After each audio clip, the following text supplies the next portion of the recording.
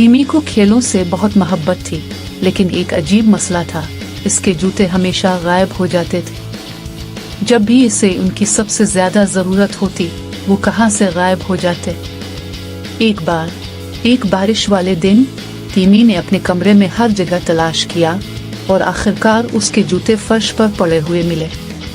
लेकिन इस बार कुछ मुख्तलिफ था। हेलो टीमी, बाएं जूते से आवाज आई। टीमी उछलकर पीछे हट गया। ये आवाज किसकी थी? इसने हैरत से कहा। यहाँ नीचे, जवाब आया, और वाकई बायां जूता बात कर रहा था। हमें बात करनी है। टीमी ने हैरानी से आंखें झपकाएं। क्या तुमने अभी बात की? हाँ, दाएं जूते ने कहा। हम स्नीकर स्क्वाड हैं, तुम्हारे नए कोच। टीमी इन जूतों को देखते हुए कंफ्यूज हो गया। कोच? लेकिन तुम तो बस जूते हो। बस जूते? बायां जूता हंसा। हम जादुई जूते हैं। हम तुम जैसे खिलाड़ी का इंतजार कर रहे थे। दाएं जूता बोला, तुम दौड़ने में बहुत तेज हो टीमी, मगर तुम बहुत तेजी से दौड़ते हो।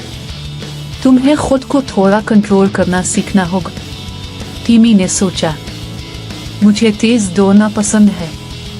यही मसला है, बायां जूता बोला।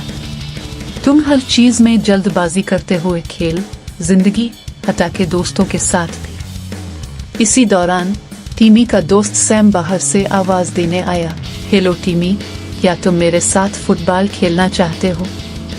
मैं तैयार हूँ, टीमी ने कहा और दरवाजे की तरफ बढ़ा। रुको, दाएं जूते ने खबरदार किया।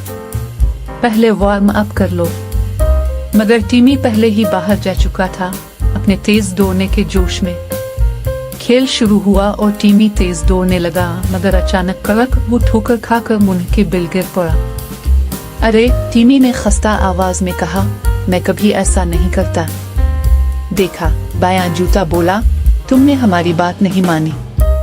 टीमी ने गहरी सांस ली और फिर उनकी नसीहत याद की। वो आहिस्ता आहिस्ता चलने लगा और खेल पर ध्यान मरकूज किया।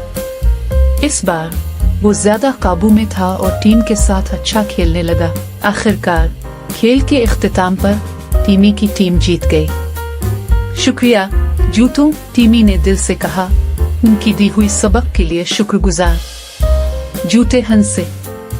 याद रखना टीमी, हमेशा तेज तरीन होने का मतलब जीतना नहीं होता। कभी कभी कामयाबी का राज अपने आप को काबू में रखने में है। टीमी मुस्कुराया और